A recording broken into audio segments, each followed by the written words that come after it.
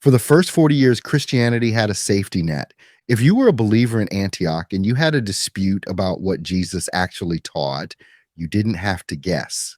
You could send a messenger to Jerusalem to ask James. You could wait for Paul to visit. You could write a letter to Peter. But then, one by one, the apostles were gone. In the mid 60s, under the Emperor Nero, Peter and Paul were executed in Rome. A few years later, the Roman legions crushed Jerusalem, scattering the mother church. And finally, around the year 100, the last living link to Jesus, the Apostle John, died in Ephesus. Suddenly, the safety net was gone. The generation who had seen the Lord, the men who carried the authority, were gone. We often take the church's structure for granted today, but imagine the year 110 AD. There is no New Testament yet, just scattered letters and stories passed from mouth to mouth. No pope, no denominations, no seminaries. There is just a loose network of house churches in a hostile empire. Who is in charge now? How do you keep the message of Jesus from breaking apart into 100 different cults? Welcome back to Church History Hub. We're glad to have you join us today as we take a look at the crisis of authority the early church faced as it had to decide on what to do now that the apostles were gone. It is the story of how a scattered group of believers invented the structure we know today as the church, not to grab power, but simply to survive. To understand the panic of this era, you have to understand the wandering prophets. In the late first century, the church wasn't run by local pastors in robes, suits, or the latest fashion, as is so popular today. It was driven by traveling preachers, often charismatic men who moved from town to town, claiming to speak by the Holy Spirit. When one of these prophets showed up at your house church, you were expected to feed him, house him, and listen to him. After all, he might be the next Paul or Barnabas, but he might just be a grifter looking for a free meal. We know this was a massive problem because of a document called the Didache. This is our earliest snapshot of Christian self-policing, linking its significance to the broader struggle for legitimacy within the early church. Written around 100 AD, the Didache is basically the first how-to manual for church life. And it shows us a church desperate to weed out the fakes. The manual gives the early Christians a simple, even brutal test for these wandering preachers. Rule number 1, time limits. The Didache says, "Let every apostle who comes to you be received as the Lord, but he shall not remain more than 1 day or 2 days if there's a need. But if he remains 3 days, he is a false prophet." Rule number 2, money. If he asks for money, he is a false prophet. It was a rough system. The church struggled to regulate itself with quick checks focused on time and money. It couldn't rely on wandering preachers indefinitely. A more solid structure was necessary. They needed a hierarchy. While the country churches were dealing with wandering prophets, the city churches faced a different threat: mutiny. Around the year 96 AD, just as the Apostle John was nearing the end of his life in Ephesus, a massive scandal broke out in the church of Corinth. The Apostle Paul spent years trying to keep Corinth in line. As a congregation, they were always a bit rough around the edges, but it seems they went too far this time. A group of young, ambitious members rose up and staged a coup. They fired the older presbyters, the elders, and placed themselves in charge. They thought leadership was about popularity and talent. If the old guys were boring, swap them out. It was a democracy. But over in Rome, a leader named Clement was paying attention. Clement is often called the third or fourth bishop of Rome, though at this point he was probably just the main voice among the elders. When he heard about the coup in Corinth, he sent a letter. This letter, known today as First Clement, is one of the most important documents outside the New Testament. In it, Clement lays down the law. He tells the Corinthians that they cannot fire their leaders, not because the leaders are perfect, but because their authority doesn't come from the people. Clement introduces an idea that would change everything: apostolic succession. He argues like a Roman general. God sent Jesus. Jesus sent the apostles. The apostles appointed the first bishops and deacons. Those bishops appointed their own successors. Like a relay race, the baton of authority is passed down from one leader to the next. Clement argued that by rebelling against the elders, you're doing more than just rebelling against old men. You're rebelling against the apostles and the ultimate authority, God. The Corinthians listened and restored the elders. But the precedent was set. The church was not a democracy, it was a monarchy ruled by the king's representatives. But even Clement's view yet left a big question. If there's a council of elders, who gets the final word? To answer that, we have to look to the east. And a man marching toward his own death. If Clement of Rome was the diplomat, Ignatius of Antioch was the general on the front lines. The year is roughly 110 AD. Ignatius, the bishop of Antioch, has been arrested. He is being marched overland from modern-day Turkey all the way to Rome, where he is scheduled to be torn apart by wild beasts in the Colosseum. He knows he's a dead man walking, but as he marches toward his death, he isn't worried about the lions. He's worried about the church.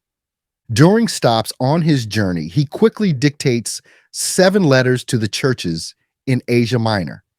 And in these letters, we see things have gotten worse since Clement's day. The church was splitting apart. Heretics, people claiming Jesus didn't really have a physical body, were setting up their own meetings. They were holding their own unauthorized communions. The unity of the faith was falling apart. Ignatius proposes something radical, the rule of the one bishop.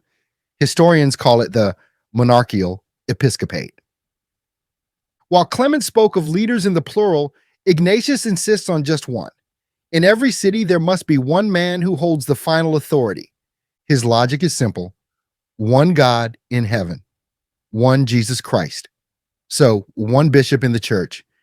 He writes to the Smyrnaeans with a command that would define Catholicism for the next 2,000 years. Let no one do anything that has to do with the church without the bishop. Where the bishop is present, there let the congregation gather, just as where Jesus Christ is. There is the Catholic Church. This is the first time in history we see the words Catholic Church in writing. And notice the context. To be Catholic wasn't just about what you believed. It was about who you stood with. If you were with the bishop, you were in the church.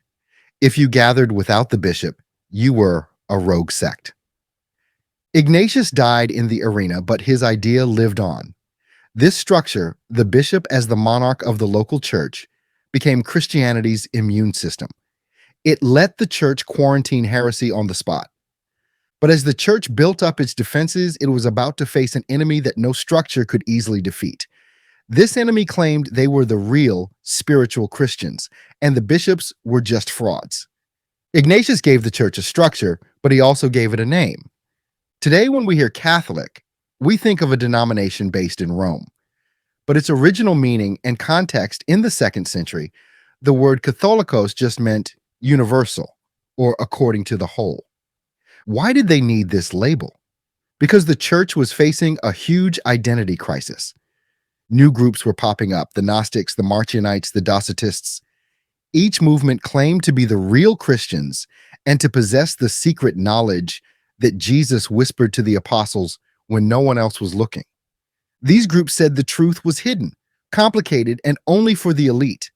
The mainstream church realized they couldn't fight these secret traditions with more secrets. They had to do the opposite. They had to go public. To be Catholic meant you were part of the open public network. It was a claim to being out in the open. The argument went like this. We don't have secret handshakes. We don't have hidden books.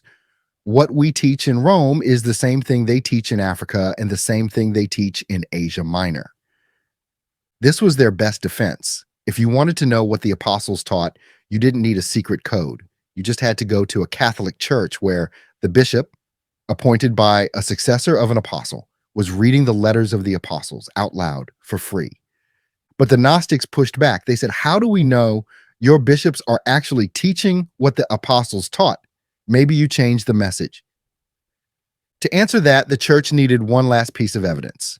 By the year 180 AD, the fight for the soul of Christianity had reached a breaking point. The Gnostics were spreading their own gospels, the Gospel of Thomas, the Gospel of Judas, claiming these gospels contained the real teachings of Jesus. Enter Irenaeus, Bishop of Lyon. Irenaeus was mentored by a man named Polycarp, and Polycarp was mentored by the Apostle John himself. Irenaeus didn't need a secret code. He was just 2 handshakes away from Jesus. In his massive work against heresies, Irenaeus takes down the Gnostic argument with simple logic. He says, if Jesus had secret knowledge vital for salvation, who would he have told? He would have told the apostles. And who would the apostles have told? The men they appointed to lead the churches. To prove this, Irenaeus does something boring but powerful. He makes a list. He lists the line of bishops of Rome, tracing it backward from his own day all the way to Peter and Paul. He says the apostles appointed Linus, Linus appointed Anacletus, Anacletus appointed Clement, and so on all the way to the present. In this order and by this succession, the ecclesiastical tradition from the apostles and the preaching of the truth have come down to us. This was the chain of custody for the gospel. Irenaeus argued that because these public bishops had been reading the same public scriptures in the same public churches for 100 years, we know the message hasn't changed. The structure protected the truth. In just 100 years, the Christian movement was transformed. It went from a loose network of wandering prophets and house churches to a rigid international hierarchy of bishops, presbyters, and deacons. They didn't build this hierarchy to gain power. They built it because they feared losing the message. Without God using the invention of the Catholic structure, without the bishops, the lists, and the insistence on authority, Christianity could have dissolved into 1,000 different cults. But in God's holy sovereignty, the structure preserved the church. But it came with a cost. By putting power in the hands of the bishop to protect the truth, the church created a new risk. If the bishop is the only one who speaks for God, what happens when the bishop goes bad? But before the church could worry about corruption, they had to fight a war for reality itself. While the bishops were building walls, a group of intellectuals was tearing at the foundation, claiming the God of the Old Testament was actually a demon, and that Jesus never even had a human body. That's the story of Gnosticism, and we'll cover that in another episode. And if you just can't wait for the next episode, and you need more church history in your life, check out the description below for a list of free and paid sources. Thanks for tuning in to Church History Hub. Your support and encouragement mean the world to us. Like this video, subscribe, and hit the bell so you don't miss the next episode. You can now become a fellowship member of Church History Hub. And as a thank you for your support, you'll have access to This Month in Church History, an ongoing Church History Hub series. You can go to our profile or find the link to join in the description below. Until next time, grace and peace to you in Jesus Christ our Lord.